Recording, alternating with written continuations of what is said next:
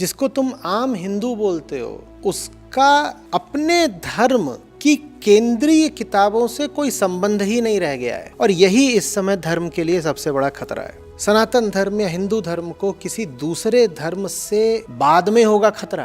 पहला खतरा उससे हिंदुओं से ही है, क्योंकि जिसको आप हिंदू बोलते हो वो नाम का हिंदू है। उससे पूछो तू कैसे है हिंदू, तो उसके पास बस एक बात होगी बोलने के लिए, मेरे माँ बाप हिंदू हैं तो मैं भी हिंदू हूँ। बोलो हिंदू होने का मतलब क्या है, तो बोलेगा होली दिवाली मना लेना, राखी बांध लेना, ये हिंदू होने का मतलब है। धर्म है, धर्म के पीछे दर्शन होता है, कोई बात होती है, कोई जीवन दृष्टि होती है। वो क्या है तेरी, जिसको तू हिंदू धर्म बोलता है, उसकी दृष्टि क्या है, दर्शन क्या है, तो वो नहीं बता पाएगा, उसे पता ही नहीं। अभी कहा सनातन धर्म, फिर कहा हिंदू धर्म, उसी को वैदिक धर्म भी बोलते हो। ये कौन सा वैदिक धर्म है जिसका पालन करने वालों के घरों में वेद पाए ही नहीं जाते?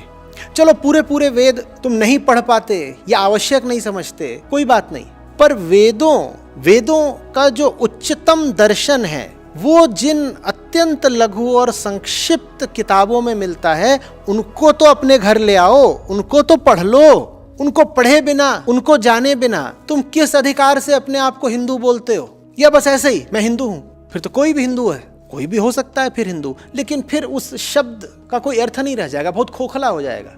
उदाहरण के लिए आप अगर कहते हो कि मैं वैज्ञानिक हूं, तो इसका मतलब आपको विज्ञान पता है। और कोई पहचान बताओ अपनी, आप कहते हो आप खिलाड़ी हो, तो इसका मतलब आपको खेलना आता है, कोई विशेष बात है जो आपको पता है। वैसे ही जब आप कहते हो मैं हिंदू हूं, तो मुझे बताओ आपको क्या पता है। और ये तो छोड़ दो कि उपनिषद नहीं पढ़े हैं आम हिंदू ने, अब तो हालत ये है कि जो पीढ़ी निकल के आ रही है, इसे रामायण महाभारत का भी कुछ पता नहीं। रामायण महाभारत का महत्व तो उपनिषदों जितना नहीं हो सकता, उनमें संस्कृति ज्यादा है, दर्शन कम है, लेकिन संस्कृति की भी अपनी कुछ महत्ता है। तो आजकल के तो छोटे बच्चे हैं, उनको रामायण महाभारत भी नहीं पता, उपनिषद कहाँ से पता होंगे? ये है सबसे बड़ा खतरा। एक पूरी धारणा ही बनती जा रही है कि इन ऊंची किताबों का धर्म में कोई खास महत्व नहीं है।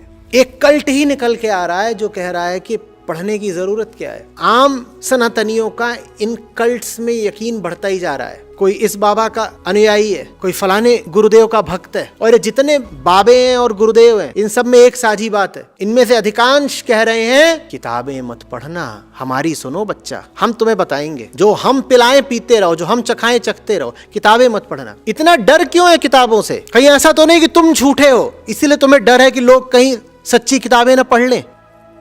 पर अनादर, गीता के प्रति अनादर, सब ग्रंथों के प्रति अनादर, और ये अनादर फैलाने में सबसे आगे हैं आजकल के जितने व्यवसायी और पेशेवर गुरु लोग हैं, क्योंकि इनका धंधा चलेगा नहीं अगर तुम्हें गीता समझ में आ गई। इतना बता ही देता हूं, ये सिर्फ उस दिन तक चल सकते हैं जिस दिन तक तुम कृष्ण से दूर हो। जिस दिन तुमको कृष्ण और अष्टावक्र समझ में आने लग गए, गुरु महाराज का धंधा तुरंत बंद हो जाएगा, क्योंकि तुम्हें दिख जाएगा कि गुरु महाराज एक नंबर के ठग हैं। होली दिवाली मनाने से या हिंदू नाम रख लेने से तुम हिंदू नहीं हो जाते। कुछ जानोगे, कुछ लिखोगे, कुछ पढ़ोगे।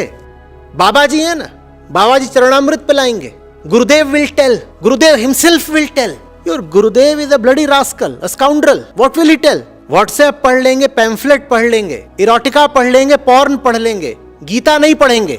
घर घर में संतों की वाणी होनी चाहिए, कबीर साखी ग्रंथ होना चाहिए, उपनिषद संग्रह होने चाहिए, श्रीमद् भगवत गीता होनी चाहिए, अष्टावक्र गीता होनी चाहिए। तुमसे कोई नहीं कह रहा है कि तुम अंधा अनुकरण करो इन ग्रंथों का, पर कम से कम पढ़ो तो सही, वरना समझाओ कि पढ़ने में तुम्हें क्या आपत्ति है। नहीं पढ़ेंगे ही नहीं।